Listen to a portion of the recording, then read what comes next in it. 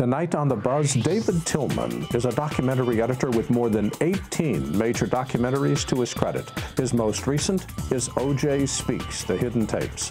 Tonight, David shares his thoughts on what it takes to edit a successful documentary. Next, drones are really hot right now in filmmaking. Carlos Grijalva and Rob Tharp are co-founders of Grijalva Films, a full-fledged San Diego-based production house that specializes in aerial cinematography. With all the interest in drones, we asked Carlos and Rob to share their thoughts on what works and what to avoid. Next, Switcher Studio made news recently with their announcement of a live streaming solution for iOS devices. Today, they are announcing that they can now integrate directly with YouTube. Nick Mattingly, CEO and co-founder, shares the details on how this process works.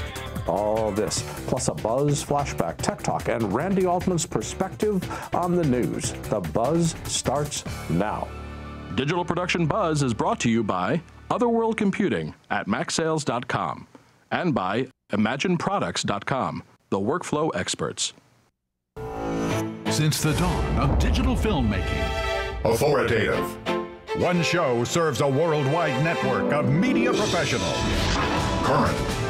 Uniting industry experts. Production. Filmmakers. Post-production. And content creators around the planet. Distribution. From the media capital of the world in Los Angeles, California, the Digital Production Buzz goes live now. And welcome to the Digital Production Buzz, the world's longest-running podcast for creative content creators covering media production, post-production, and marketing around the world. Mike, the Sundance Film Festival started today. Today. How come you're still here? I know. You know, I've never been there. I have never serious? been there in my entire life. Have you been there? No. No, it's one of those things I want to do before I die. But unfortunately, I have yet to be there because the commitment I have to the Digital Production Buzz is so great, so high, that I wouldn't be there even if I could be there because I would be here talking about the Sundance Film Festival. My heart. And I don't have a winter jacket anyway. or boots. I have no boots. I am so impressed with that sentiment that we will double your pay. Thank you. You heard it here, folks. No, seriously, there's a lot of really good movies out there. There's a lot of my friends who are there right now who are opening up some of their movies, some of my editor friends, and it's a big, big deal for them, as it is every single year. And there's a lot of good movies that are going to screen this year that you'll probably see at the Oscars in 2017. We're going to talk with Randi in the perspective about Sundance. So I'll say, is she there? No, she is not, but she's got reporters covering it, which is really cool. And you know, our supervising producer, Serena Catania, is one of the co-founders of Sundance. I know. Which I is learned something about her every week that I've known her for years, and I learned something about her every week that I did not know. Last week we learned about she was a senior executive United Artists. In marketing. Before that, she was president of Brazil.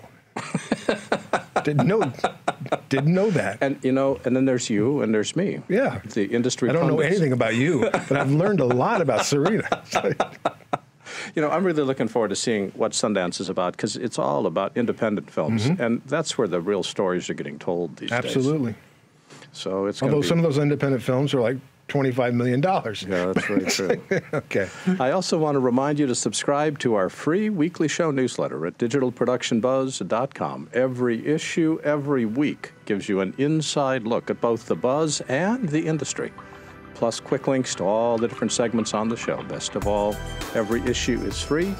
It comes out every Friday.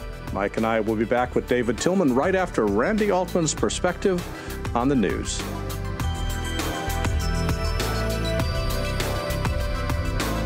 This is Randi Altman's perspective. Randi Altman has been writing about our industry for more than 20 years. In fact, she runs her own website called postperspective.com. And as always, it's a delight to say, hello, Randi, welcome back. Thank you, Larry. It's good to be back. Randi, the big news this week is Sundance, which starts tomorrow. What are you hearing? Well, I'm hearing a lot of people getting on airplanes and heading out that way. There's been like a drain, at least here from the East Coast, heading west. So they're getting out before the big snowstorm, and I'm jealous. I'm jealous of what they're going to experience. There's a lot going on there this year, and it's it's pretty interesting.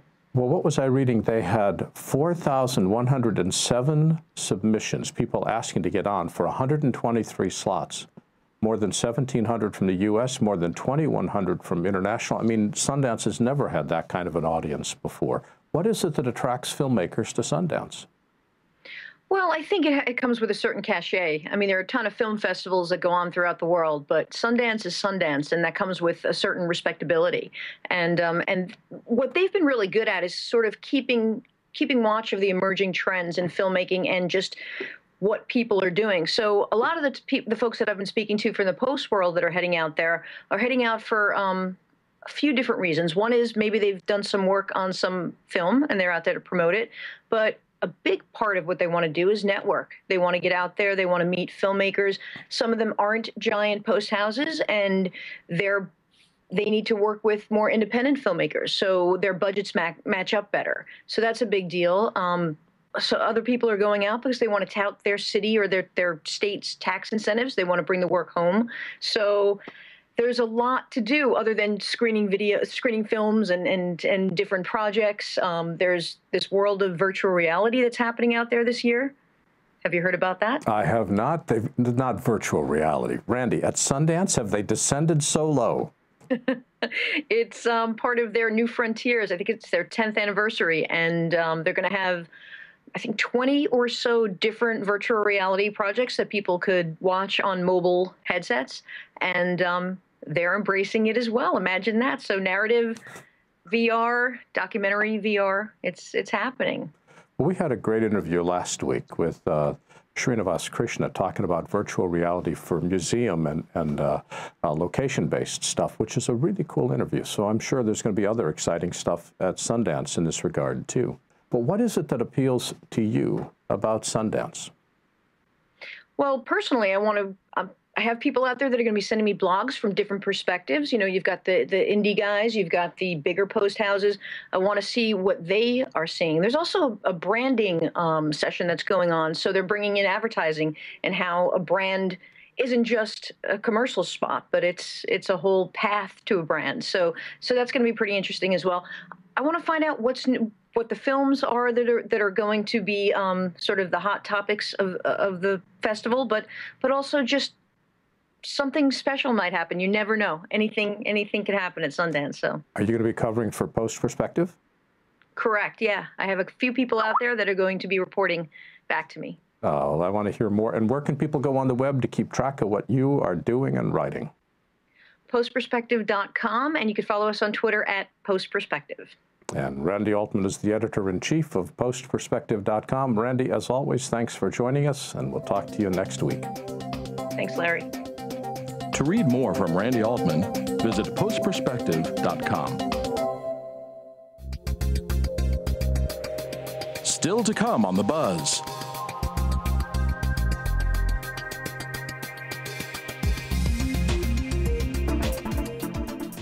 When you're working with media, one thing is essential. Your computer needs peak performance. However, when it comes to upgrading your Mac, there are so many different options to choose from that the process can be confusing.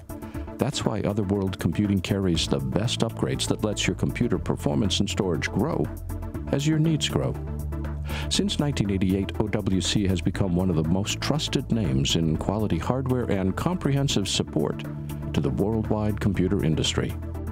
With an extensive online catalog of Mac, iPhone, and iPad enhancement products, as well as a dedicated team of knowledgeable experts providing first-rate tech support, OWC has everything you need to take your current system to the next level. Whether you need to maximize your system's memory, add blazing speed, or enhance reliability, look no further than the friendly experts at OWC. Learn more by visiting macsales.com today. That's macsales.com.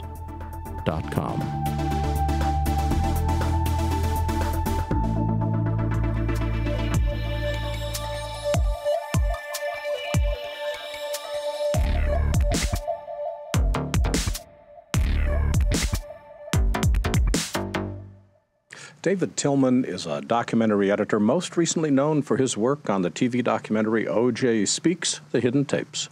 He also produced and edited the upcoming Challenger disaster, Lost Tapes. His credits now include more than 18 major TV documentaries for networks such as MSNBC, National Geographic Channel, Smithsonian Channel, and PBS. Hello, David. Welcome. Hey, thank you so much for having me. We are looking forward to talking to you. But before we talk about the O.J. tapes, what first got you interested in documentaries? That's a good question. I actually went to film school at the University of Texas in Austin. I took a documentary class there that focused on East Austin, which is kind of the minority section of Austin with kind of important stories that maybe weren't being told. And I worked on some short documentaries for that class, and I really fell in love with, telling people's stories.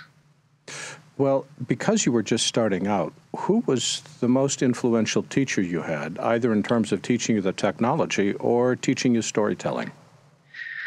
Well, actually, dating back to high school, we actually had film and television classes at Columbia High School in Maplewood, New Jersey, where I grew up. So there was a guy named Frank X. Mullen there that was kind of an early mentor. And actually, my freshman year of high school, I was editing on linear editing systems, tape to tape. And then my sophomore year, they got something called Avid Cinema, which is kind of like a precursor to iMovie or something. So I actually started editing, nonlinear editing, sophomore in high school, which would have been 1998. Kind of took it from there because I always kind of wanted to make my own films, and naturally the easiest way to do that is if you can edit them yourself. So that was kind of how I got into editing, just as a means to an end, trying to tell stories. Well, yeah, before we go on, we're talking about film schools. University of Texas, considered one of the best film schools in the country. Looking back on it, was it for you? I love people talking about their education experience in film, and was it worth it? I mean, for me, like I said, because I got into it in high school, there's really nothing else I wanted to study in college. I mean, that was I couldn't wait to continue, making films and stuff. So I love my experience at the University of Texas. I feel like there was kind of a good vibe there in terms of it wasn't ultra competitive like I hear some film schools are in terms of getting access to equipment and stuff like that. And everyone was just kind of willing to work on each other's projects and had some great professors. So I had no regrets about that. And in fact, there's a number of kids that I went to film school with who are out in LA now working. So I think Good. when it comes down to it, that's kind of one of the most important things is the network that you create in college. If those people are going to work in the industry, those are going to be some of your contacts. And that's in a way one of the biggest things that comes out of film school is the people that you met there. So. David, you've worked on over 18 major documentaries. At least that's what your website says. What are some of the projects? What are some of the projects you've worked on? Well, I started working with a filmmaker named Tom Jennings about 5 years ago, and like I said, that was something that actually came out of one of my friends from film school who was working with him, and then he was starting a series called True Crime with Aphrodite Jones for Investigation Discovery, and I got a job working on that. So from there, I kind of moved up from assistant editor to editor, and I've been working with him ever since.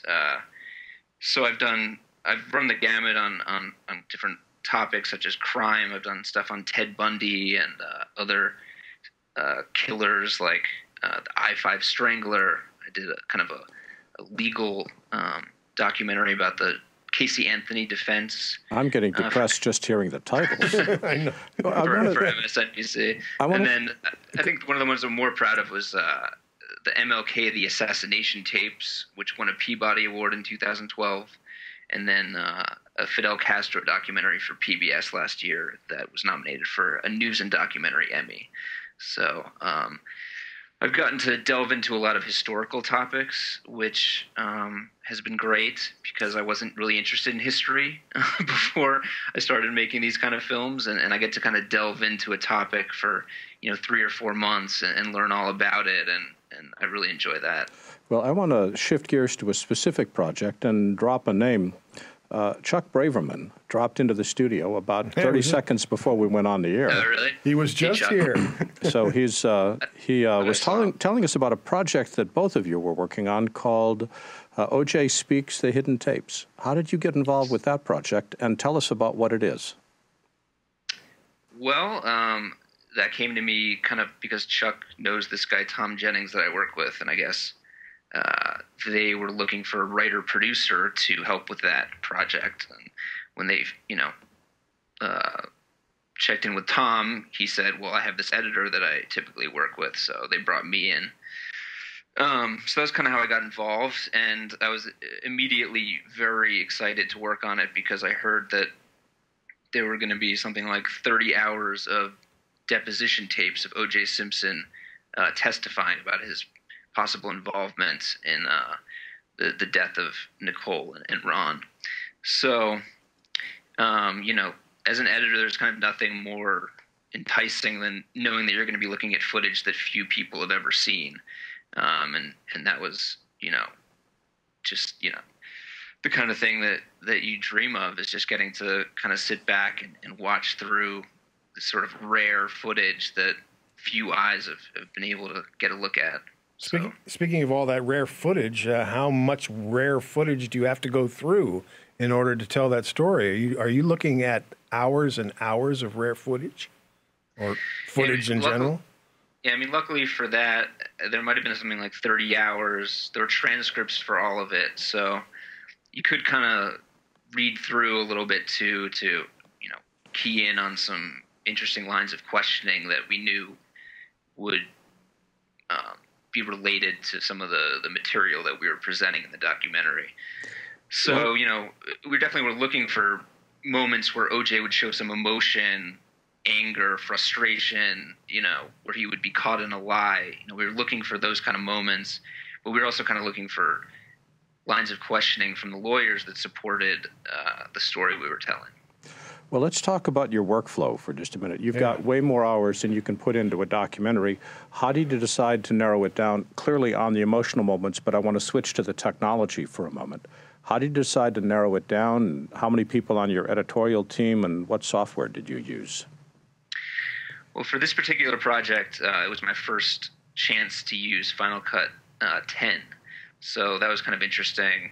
I actually just wrote an article about this for fcp.co, which will probably be coming out in the next few days. But essentially, Chuck Braverman wanted to cut this project on Final Cut 10 because they were already working on another documentary about the O.J. Simpson trial, where they had already been ingesting a lot of archival footage and stuff, logging it and keywording everything in Final Cut 10. So even though I had no experience, they kind of said, you can learn on the job. And there's this guy, Patrick Southern, who I know you guys know, who used to be a Final Cut 10 trainer actually for Apple. He was an assistant editor on the project, and they kind of said, hey, Patrick can sit right next to you and he can just answer all your questions. So for the next 2 weeks or so, just ask Patrick was kind of my mantra. I just asked him basically every little thing that popped into my head, and luckily he didn't get too frustrated with the repeated and simple questions that I had. So I quickly learned to love Final Cut 10. Wait a minute, what? You quickly learned to love it? Yeah, it didn't take long. Yeah. Oh, that's great. I knew Final Cut and Avid before that. I'd used both of those, but had kind of a love-hate relationship with Avid, and I found like Final Cut 10 with some of the kind of changes they made allowed my storytelling side of my brain to kind of come out without being bogged down by some of the sort of technical stuff about editing that isn't really my favorite, I guess, aspect of it. When you talk about workflow, luckily for this project, Tom Jennings wrote a script, so they took interviews that had been transcribed, we had this wonderful lumberjack software that enabled us to marry all the transcripts to the interviews, so we could easily search, quickly find, sound bites and whatever we needed. So, Patrick helped stringing out the script, and, at that point, a lot of what I was doing was sort of cutting out a lot of the repetition and, cutting down some of the sound bites to make it move at a certain pace, covering stuff with B-roll, and then, of course, cutting in these moments from the deposition to sort of go along with what some of our interview subjects were talking about. From start to finish, how long did it take? Well, I think they had me, I think I was on the project for about 22 weeks. It was a 2-hour documentary. But, shooting was such an ongoing process. They were always shooting more interviews. So I think by the time I actually had a script that I was working with, and I was really cutting, Act 1, Act 2, there were 10 acts in the show. I'd say it was more like, 10 weeks that I really spent really bearing down and editing the show. So and what was your deliverable, and where did it go? Well, I wasn't involved in the online editing part, but I know that they finished the show in Resolve, did all the color correction, and I think, in the end they just exported a full res, ProRes 422 QuickTime file. Maybe not 422, but it was a digital delivery as far as I know, and that played on A&E actually in October. So yeah, didn't they say they had problem with like Ken Burns effects or something when they exported it, but not much else though, I don't think. Yeah, I actually didn't really use the Ken Burns effect. Well, somebody did.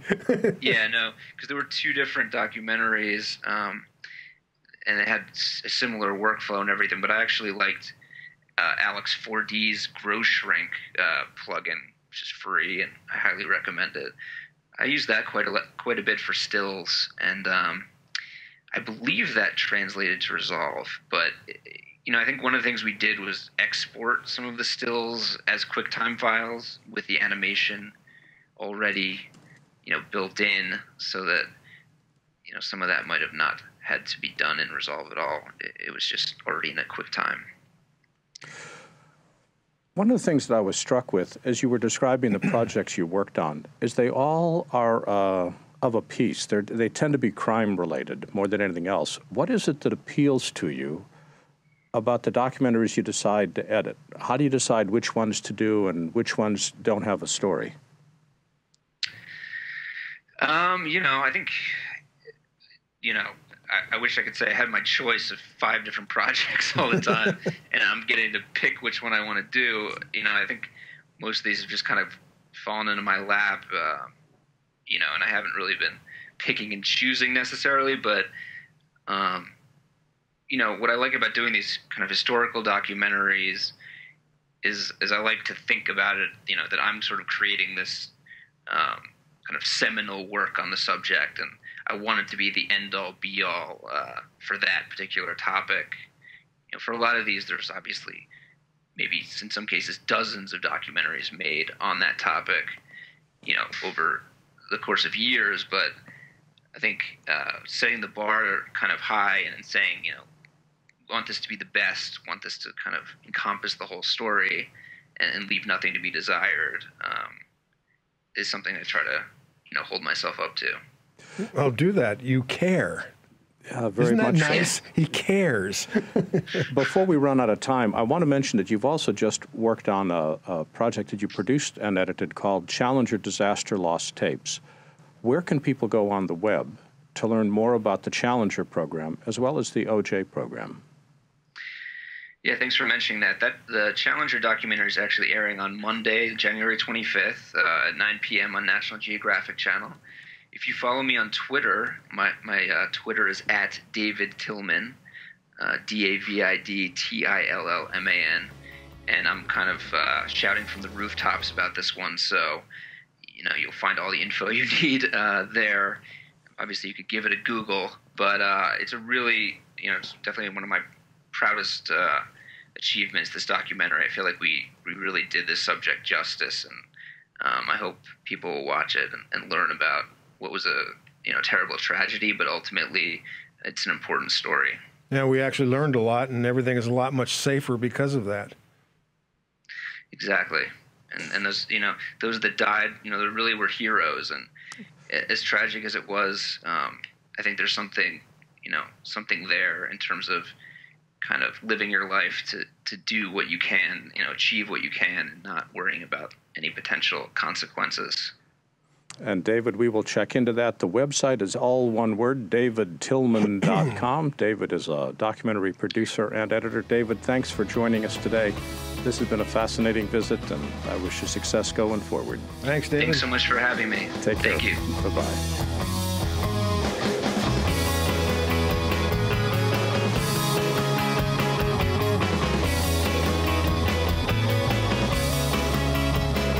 Still to come on the Buzz.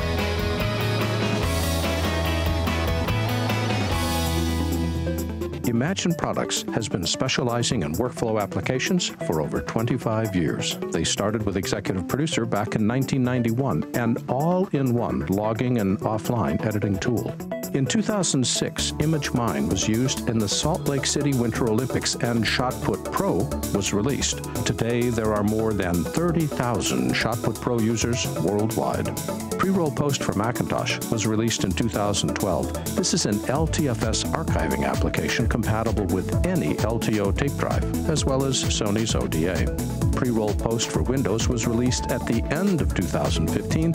It's the only LTFS archiving application of its kind for less than $500. Imagine Products has 3 simple goals for its software: make it powerful, make it easy to use, and make it affordable.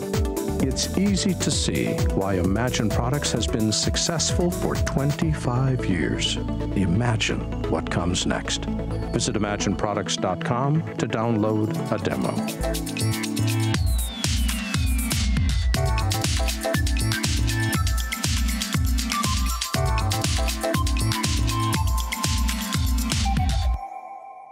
Carlos Grijalva and Rob Tharp are co-founders of Grijalva Films, a full-fledged San Diego-based production house. They specialize in aerial cinematography and unique camera motion using drones. They started their self-directed production company right out of high school and continue to grow their business throughout the greater Southern California area. Hello, Rob and Carlos. Welcome back. Hello, hello. How are you? Well, we're talking to you and excited about it, so good to have you with us again. Thank you. Rob, I want to start with you. We first spoke with you and Carlos about drones last September. What projects have you worked on since then? We've been working on a lot of lifestyle real estate videos, and also some promotional commercial films that utilize drones as a tool to be able to enhance the production value and a different perspective to tell the story. Is it safe to say that all your projects involve drone work?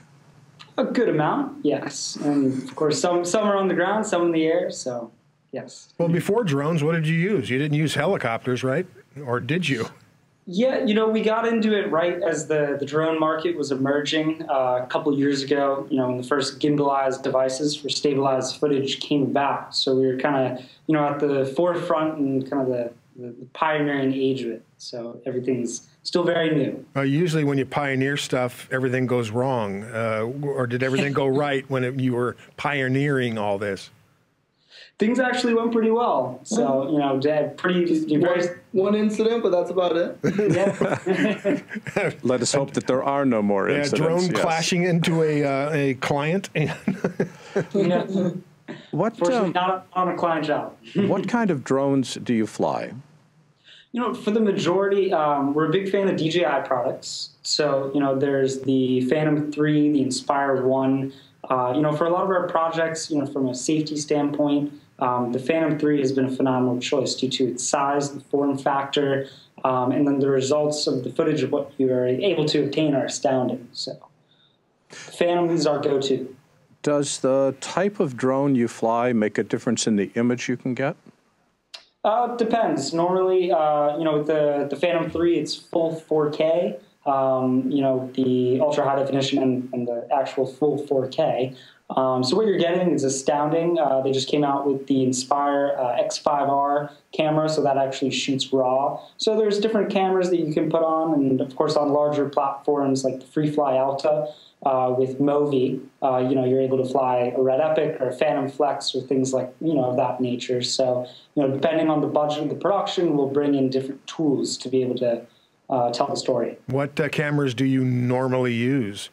So like I said, the majority of our projects, we'd actually fly the Phantom 3. And so Phantom 3 has, for those of you who don't know the drones, it has its own camera?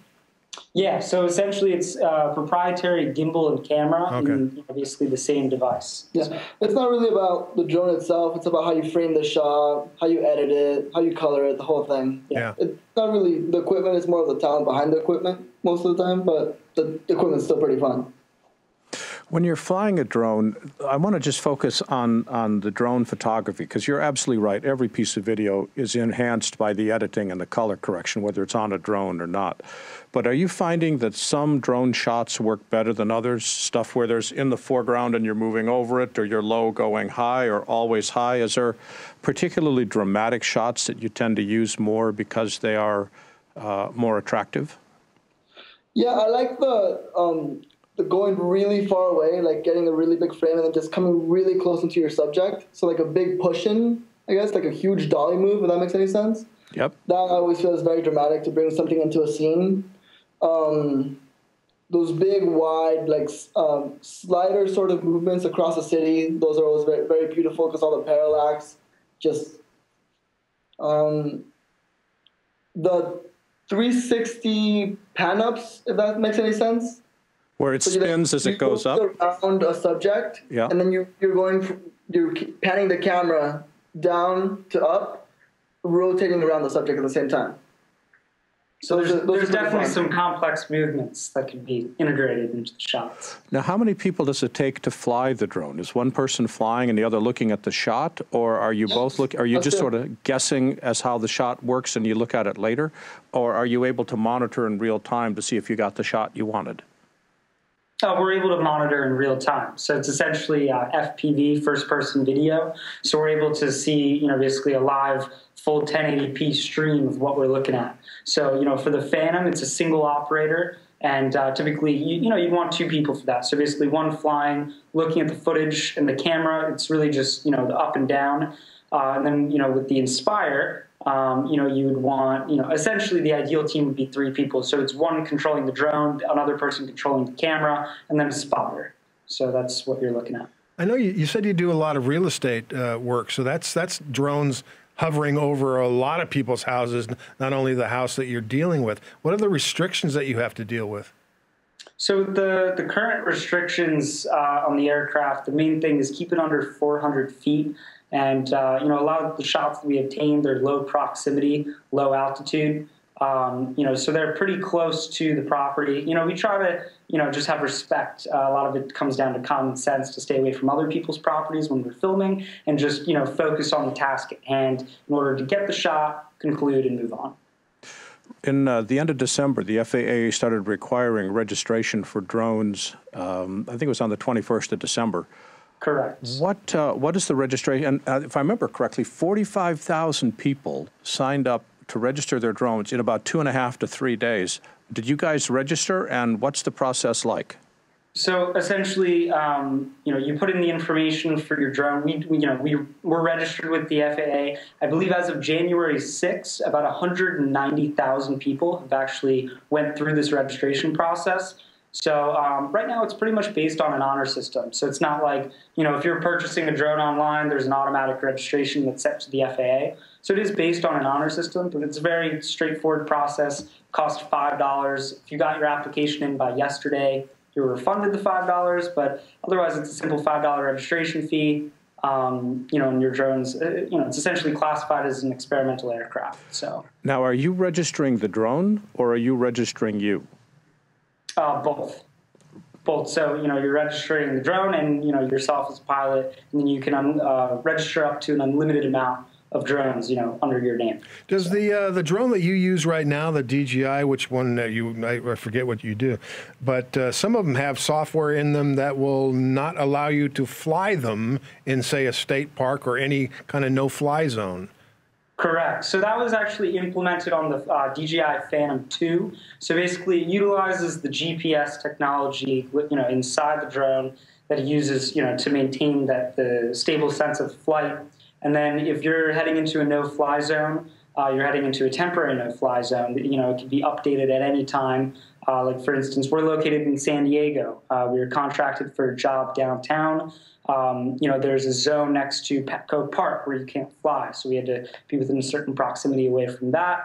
And we were in between that and the airport. So it was a tricky flight, but we were still within, you know, the boundaries. We could, you know, we were able to fly. How does that work, though? When you get into a no-fly zone, what does it do? Does it stall out the what does it do? It stops. Yep. Does it really?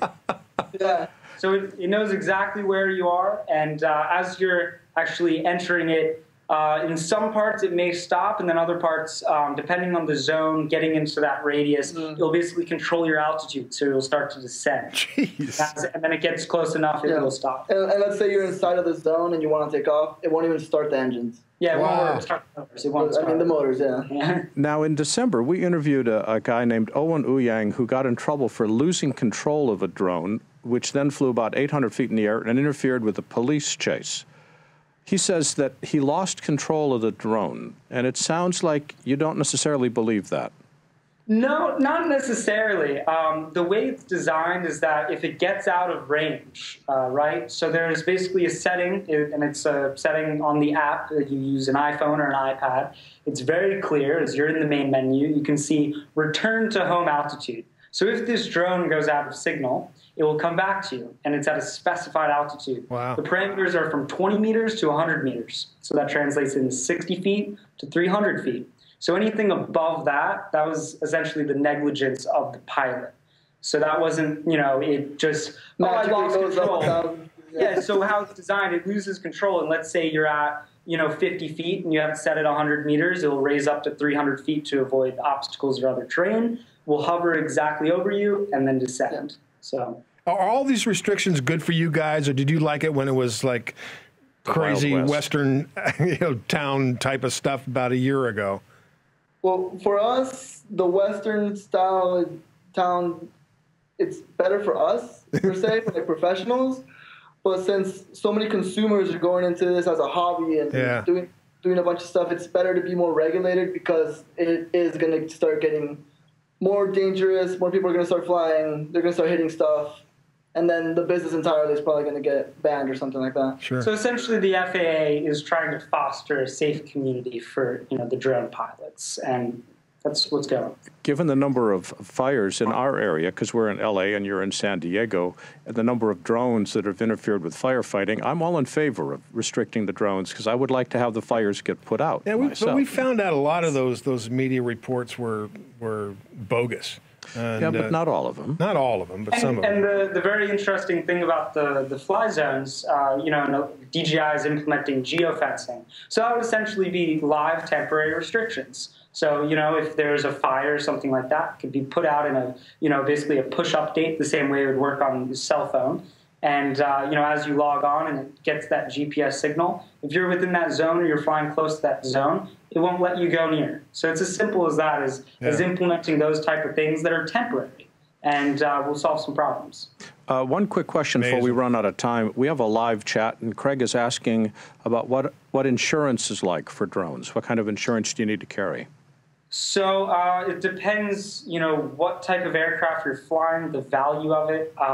You know, essentially we have under our policy, it covers, you know, basically you want your general liability, you know, your aggregate policy, and then insurance for the drone itself. So it varies, you know, it could vary from $1,000 a year up to $5,000, $10,000 a year, depending on what you're doing. Jeez. So if you're flying over water, you know, if you're doing more intense things, it's on a per-flight basis. There's a lot of different ways to structure it. But there are affordable policies for the average consumer that's looking to protect himself, you know, from a liability standpoint. There's definitely some options.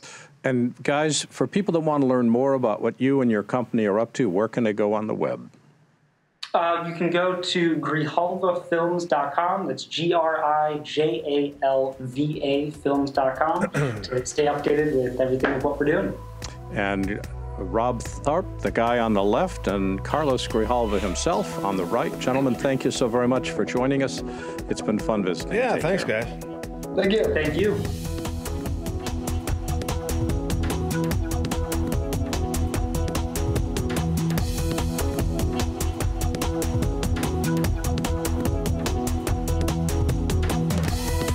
Still to come on The Buzz.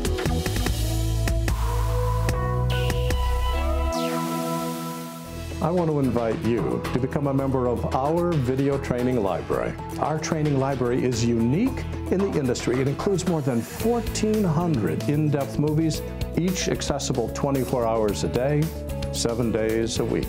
Every movie in our library can be streamed to any internet-connected device. And it includes production and post-production, hardware, software, and techniques. It features current and past software releases from both Apple and Adobe, and unlike YouTube, all our training is complete.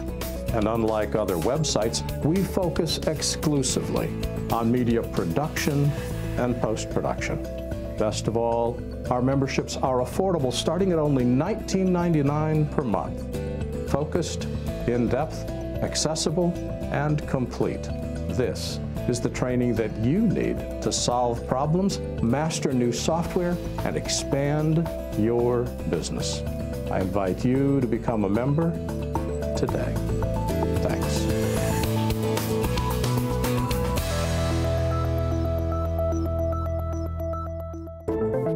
Welcome to Tech Talk.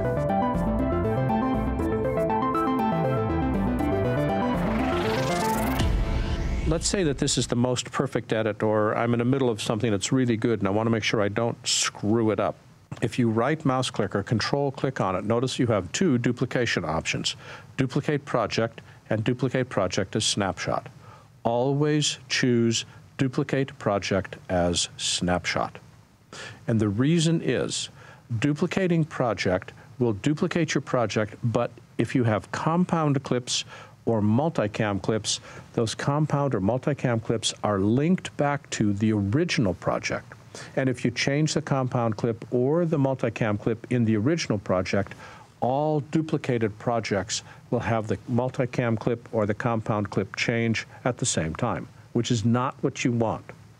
When you select duplicate project as snapshot, all compound clips are made independent and all multicam clips are made independent, which means if you change the original project, you don't change the snapshot. Snapshot is always the best choice. And it's easy to create. Just right mouse click or assign a keyboard shortcut to it. Right mouse click, say duplicate as snapshot, and then keep on editing. And you can keep these snapshots until you know that you're heading in the right direction, or if you need to back up, a snapshot makes it easy to back up to a particular point where you had an edit that you liked at that moment. If I have a project, and let's just select everything here. If I have a project and I need to save space, and I say, you know, I really don't need proxy files, I really don't need render files, go up to the File menu, go down to Delete Generated Library Files. This allows you to delete render files, optimized media, or proxy media. You can delete the render files that are not being used, or you can delete all the render files. If you delete all the render files and Final Cut needs them, it'll re-render. So there's no harm, no foul here. Final Cut will fix if there's a problem. If you delete the optimized and proxy media, Final Cut will simply display camera native. So if you're ever trying to save disk space, my recommendation is delete unused rather than all, just saves you time. Delete proxy media because it's a lower resolution, and the optimized media if you need to save space. And then click OK. And now select this clip here, letter F to find the source, Shift F rather, find the source clip. There we go. And now if I go over to the inspector and go down to the bottom, find the clip, go to the inspector, go to the bottom. Notice the camera original is there, but the optimized media has been erased, it's now red, and the proxy media has been erased, it's now red.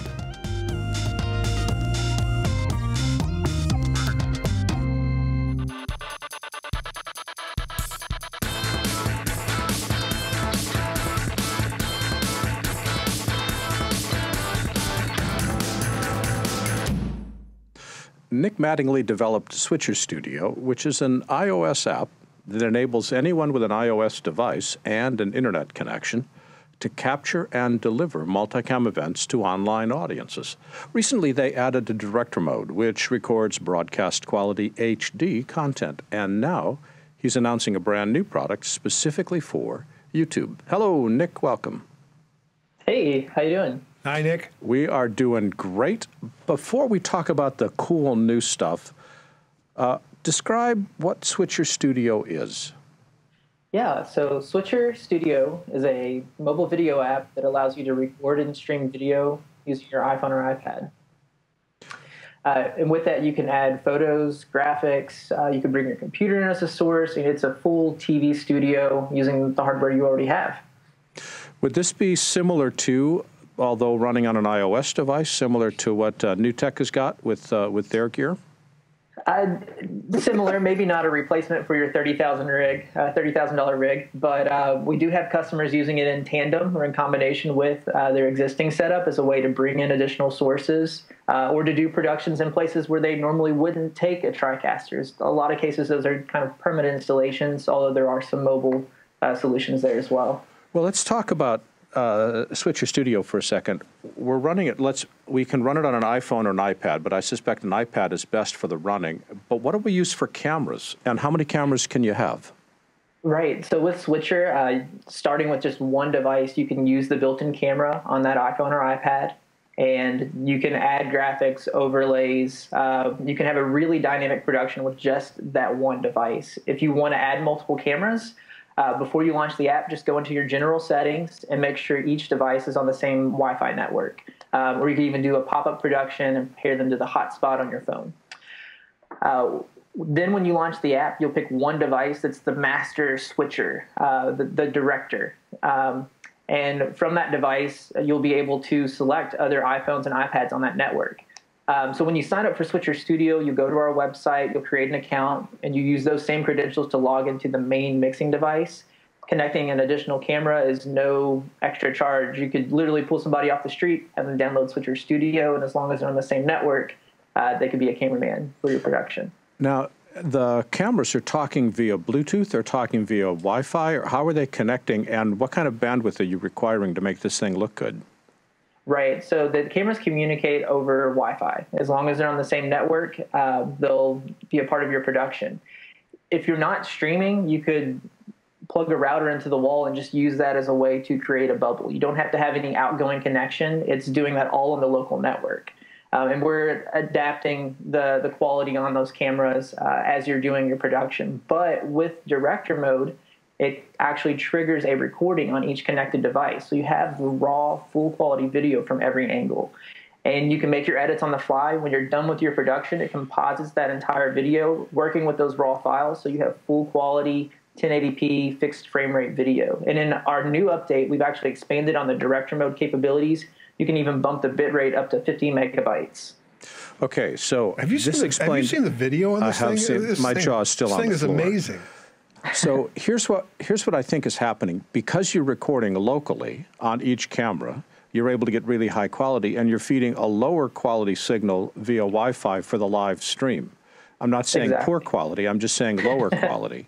So that way you're not constrained by the Wi-Fi bandwidth that the phone is able to use. Am I getting that correct? Yes, and with the main device, if you have a good internet connection, maybe you have 3 megs up, you could do an HD stream. Maybe you put out a 720 stream.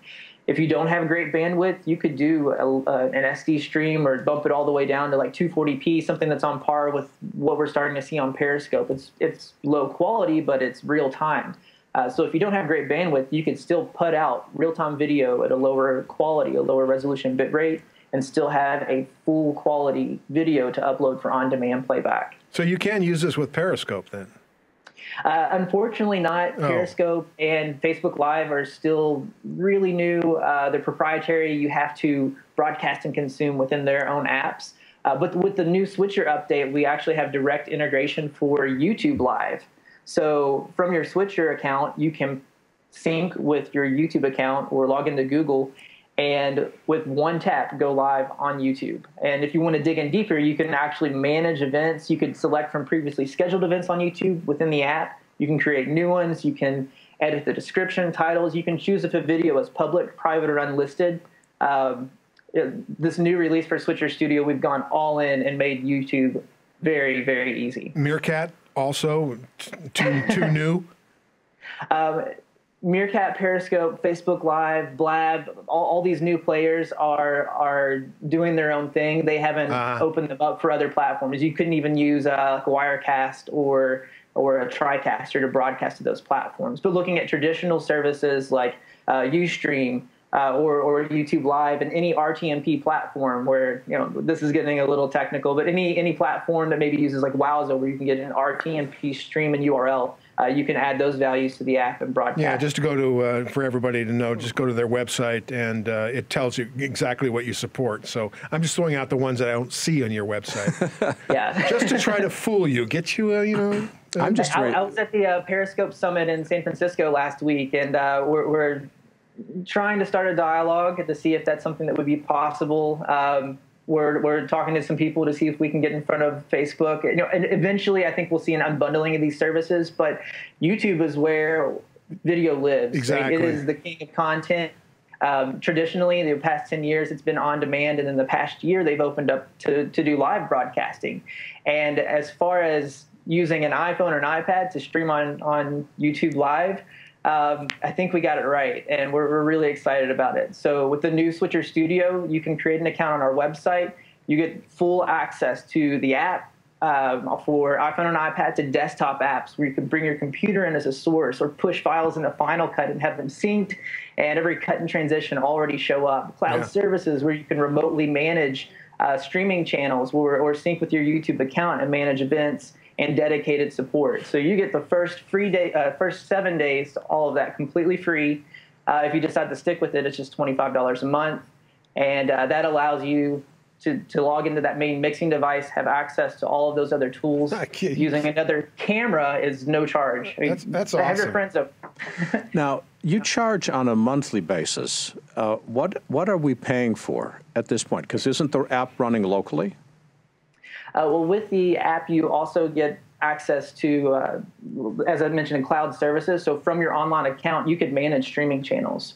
If you're using another service like YouTube or Ustream, you can create those events from a computer, and the person doing the production could be somewhere else out in the field. They don't have to understand how any of that works. They can just select that endpoint and broadcast to it. We have speed tests built within the app that is a cloud service that actually pings your internet connection and will automatically assign the resolution and bitrate and quality. So there's things that are happening outside of the app as part of your online account. We also have desktop programs that are available with that service. So you could bring your computer in as a source and do picture-in-picture. If you have a PowerPoint or a Keynote or you're playing back a video on your computer, that could be part of your production. And then with director mode, we also have the flexibility to enable recording on each connected device, composite that entire project, so you could upload it directly from your iPad. But if you want to tug at it and move things around, we have a desktop app for Mac where you can pair it with Final Cut. And all of your angles are time synced, and every cut and transition that you made on the fly is already available. So you can just kind of move things around and tighten it up. There's dedicated support that's included. It's so much more than just an app. And we're pushing out updates all the time. We're making it better and better. And you're always going to get the latest and greatest Switcher Studio if you're signed up for the product. You and I, Larry, have had this talk a lot, and we have tried a lot in this digital production buzz world. Streaming live is really, really hard. You have this wonderful app that you've created. You've had all this software that you've created, but you're still reliant on this Ustream or YouTube Live or the internet connection or everything else that's invariably going to screw up. Yeah, there's a lot of things between us and where that video goes that we just don't have control over. And that's going to continue to be the case, but infrastructure is getting better. I mean, there are rural areas that now have 4G LTE coverage that 3 or 4 years ago that wasn't the case, and it's only going to get better and make this more and more accessible. But there's no such thing as some sort of redundancy built into this whole thing that'll just make this thing 100% effective. I guess there isn't. From live streaming, there's always going to be issues. That's just the nature of the beast. But with the recording capabilities, you're guaranteed to have that full quality video available that you can upload on demand. And I think that's something we're starting to see, is that there's a different expectation in what happens live and what we're going back to watch for something that's been produced or is available to watch at your leisure. And with Switcher, you get both. We have a live chat that's going on, and Ernesto's asking the question about how old an iPhone you'll support, and are the features the same across all phones? On the website, there is a compatibility chart. We've made this really lightweight, and it does work with many, many older devices. You can go all the way back to an iPhone 5 or an iPad 2. Users that have downloaded the app early on, it can even support an iPhone 4. I don't think it's available in the App Store anymore for iPhone 4 because of the operating system. You can't get iOS 9 on an iPhone 4, but it's really flexible. Older devices make great cameras, and a lot of us have those laying around already. So we do recommend newer hardware if you're using like an iPhone 6 or an iPad Air. iPad Pro is an awesome mixer. As we keep pushing this and making it better, that those newer devices, that newer hardware is going to allow you to take advantage of new features as those become available. I've mentioned before that the price is a subscription, but we didn't mention what the price is. What's the pricing for the service? It's $25 a month, or you can pay $2.99 for the year, and then you get priority support with that as well. How much money would you actually, do you think because you're going to be using iPhones and iPads for your cameras and things like that. Have you determined how much money you would save over using a lot of professional equipment for your live stream? And if you were to do a traditional single camera setup, you're going to buy a laptop, a capture card, and a camera. Okay. You're maybe $5,000 in to do a one camera setup. With Switcher, you're using hardware you already have. If you're starting from scratch, you can get an iPod Touch for $200, an iPad Mini for $300. You can do a full 3-camera setup with some clips and tripods for less than the price of a computer. And let us remind everybody, these iPhones, these cameras, these iPhone 6 cameras are pretty darn good. Yeah, they are. It's really, incredible. really quickly, because we've only got about a minute left, how do we handle audio? Oh, yeah. Audio is managed separately. As long as it comes through the main mixing device, it will match up with your entire production. So you can bring that in through the headphone jack or through the digital lightning port. Something that's important to note with iPhone or iPad, it uses what's called a TRRS connection. It has 3 rings on it. So you couldn't take just an 1/8-inch microphone and plug it in. You'll make sure that you have a microphone that's made for iPhone or iPad, or that you get the appropriate adapter. And there's information available on the website. Also supports Bluetooth audio, so you don't have to spend $400 on a wireless mic. Jeez. And where can people go on the web to learn more about your products?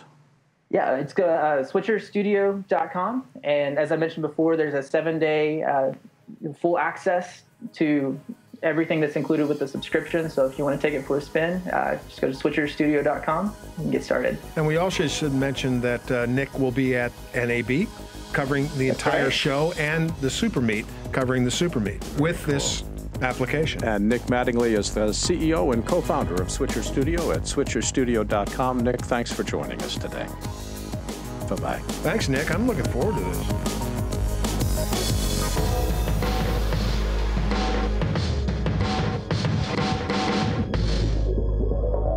It's time for a BuZZ flashback, 5 years ago today. But there are not so many film markets. Now all film festivals want to have markets.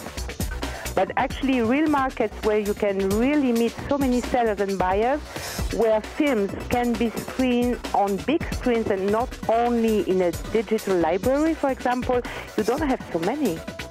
This was a BuZZ flashback.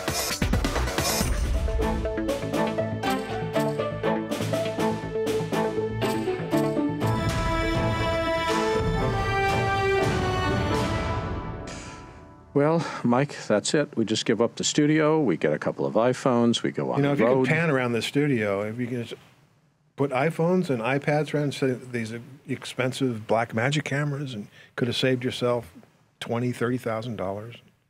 Don't make me feel better. Larry, you are way ahead of your time. Well, the other thing is, you still want to have stuff that's well lit. Yes. And you want to have good audio. But this really makes it easy to have an instant studio or an instant 3K. I mean, imagine sports. Yeah. I love their business model. I love the fact that you can rent this for $25 a month and then stop when you don't need it. Because you still have the media when you're done. Yeah, absolutely. So I think he's got a good product, and we'll see. He's going to cover the super meet. That's a big challenge. Yeah. You're a very demanding taskmaster.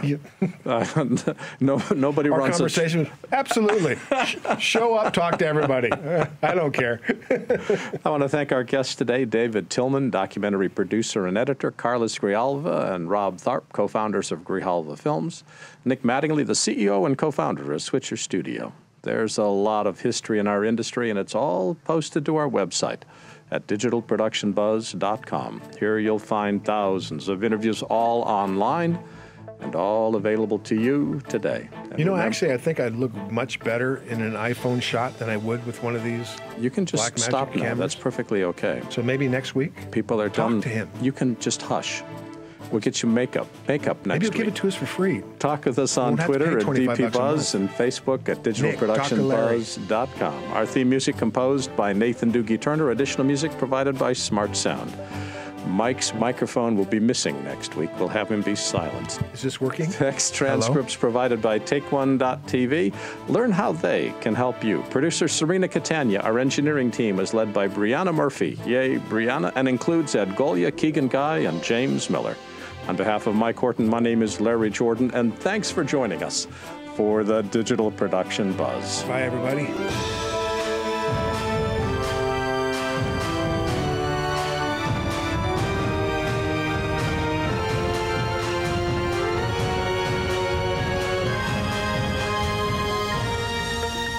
The Digital Production Buzz was brought to you by Otherworld Computing, providing quality hardware solutions and extensive technical support to the worldwide computer industry since 1988. And by ImagineProducts.com, specializing in workflow applications for over 25 years. If you'd like to see more videos like this one, please subscribe to our YouTube channel. To stay connected and receive updates from the Buzz, sign up for our free weekly newsletter now. Or you can learn more about us on our website. And thanks for watching the Digital Production Buzz.